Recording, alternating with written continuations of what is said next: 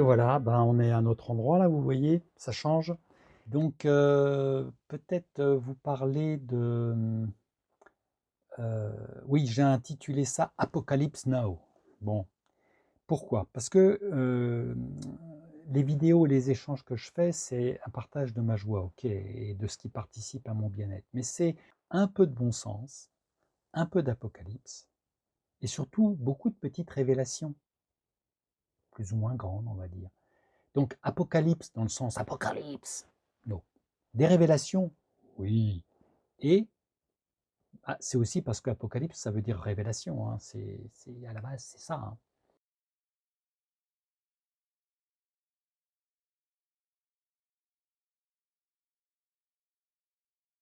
Voilà. Modestement, on va essayer de cheminer ensemble à ce niveau-là. Nous ferons donc des petites découvertes autour de ce qui peut avoir besoin de se révéler en nous. Ça peut être même sur le plan psychologique. Hein, je vous parlerai de la pensée qui élève des figures emblématiques des religions, mais des penseurs, des sagesses. Et les sagesses au quotidien, c'est aussi un travail sur soi. C'est aussi la respiration. C'est aussi une action concrète.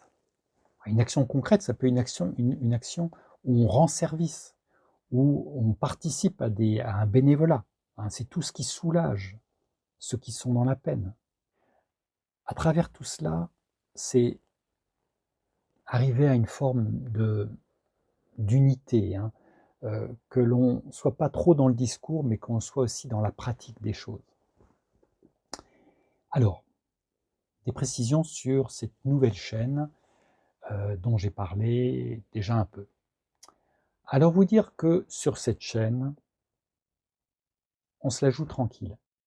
Pour les personnes qui seraient un peu trop sérieuses intellectuellement ou religieusement, je tiens à dire que je présente un point de vue, des points de vue, et que je ne prétends pas être un spécialiste des textes sacrés ou un philosophe. Hein. Je ne suis pas un spécialiste de la philosophie non plus, ni de la psyché.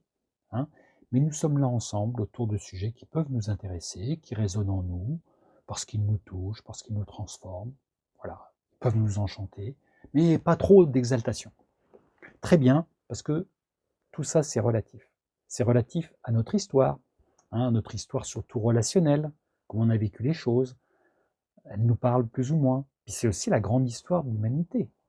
Donc, prenons un peu de distance des fois par rapport à tout un tas d'argumentation, de besoin de convaincre, ou je ne sais quoi. Donc on garde l'esprit serein, plutôt que de réagir hein, ou de vouloir argumenter sur le fond, sur la forme. C'est pas vraiment l'endroit ici. Désolé pour ceux qui auraient aimé. D'autre part, on a aussi des parcours, des cultures différentes. Et vous savez que dans certains mots que j'utiliserai, ou des conceptions, eh ben, elles vous seront étrangères ou difficiles à concevoir, à entrevoir. C'est vrai que ensemble, nous aurons à appréhender euh, au mieux les réalités de notre époque et les tourments qui s'y rapportent. Et je vous parlerai donc de sujets, de thèmes, de questions qui me semblent intéressants en regard de ce que l'on vit dans la société, pour partager et vous donner un point de vue, une opinion hein, à leur sujet, et elle n'engage que moi, bien entendu, c'est mon point de vue. Voilà. Après, on a chacun notre propre avis sur le monde et sur certaines questions, et sur la valeur même des textes sacrés. Et à ce titre, tout ce qui relève du spirituel, des textes sacrés, ça se vit dans l'intimité de notre être.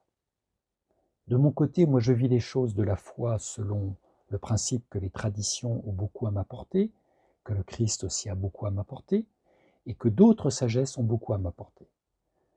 Cependant, vous m'entendrez questionner les textes, interroger les attitudes et les comportements de certaines catégories de personnes, hein, dont je peux faire partie aussi, hein, ou dont j'ai fait partie.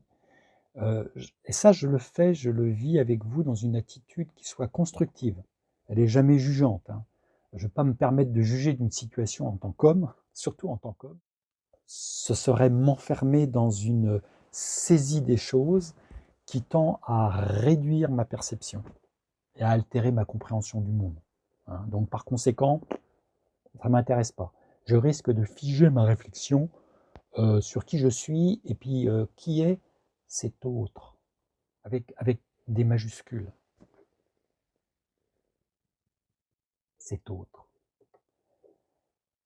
Si je ne m'intéresse pas à l'autre, à terme, cela va limiter mon écoute et finalement créer des tensions.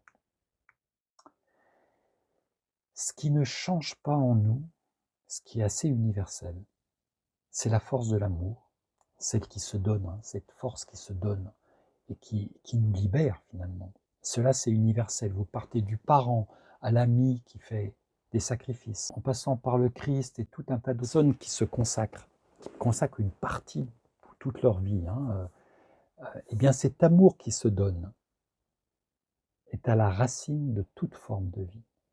Donc c'est pour ça que je reviens avec l'enfant et tout ça, chérir la vie, la nourrir, nourrir ce devenir de l'enfant, protéger, préférer la patience à la violence, cultiver certaines qualités nobles.